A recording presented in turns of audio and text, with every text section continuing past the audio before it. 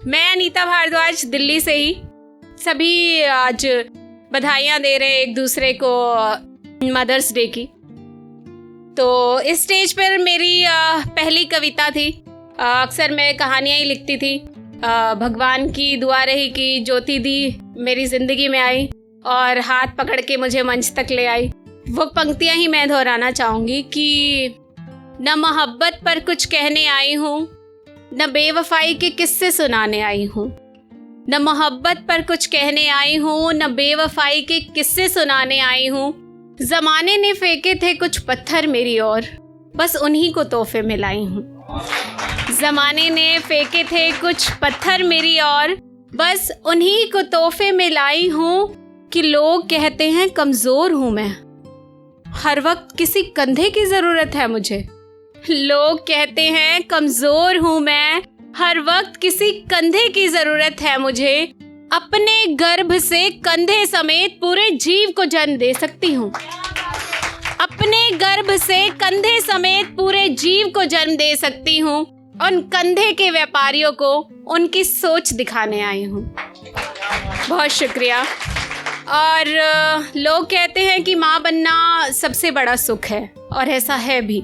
कुछ लोग ऐसे होते हैं जिनको ये नहीं मालूम कि आप माँ बन गए, ठीक है, लेकिन उसके बाद क्या कुछ सुनना पड़ता है, सहना पड़ता है कि वो जो उसका परम सुख है ना, उसको धूमिल कर देते हैं लोग।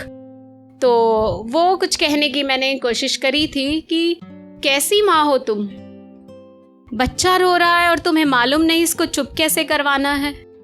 कैसी माँ हो तुम, बच्चे को अब तक टॉयलेट में बैठना नहीं सिखाया।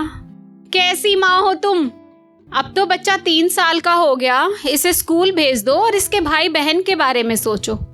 कैसी माँ हो तुम, बच्चे को घर के कलेश में बड़ा करोगी, अलग हो जाओ। कैसी माँ हो तुम, घर के बच्चे को अब कोर्ट में धक्के खिलाओगी। कैसी माँ हो तुम, बच्चे को पिता को सौंप दो, खुद भी भूखी रहोगी, इसे भी भूखा रखोगी। कैसी माँ हो तुम, बच्चे को पिता को सौंप दिया। कैसी पत्थर हो तुम, कैसी माँ हो तुम। बस यही शब्द बार बार सुनाई देता जब अगर वो अपने बच्चे की सोच कर चुपचाप गालियां थप्पड़ अपना अपमान सुनकर रहती है, तब भी लोग यही कहते हैं कैसी माँ हो तुम। और अगर वो अपने बच्चे की सोच के उसको पिता को सौंप भी देती है तो लोग उससे पूछते क्या सच में माँ हो तुम।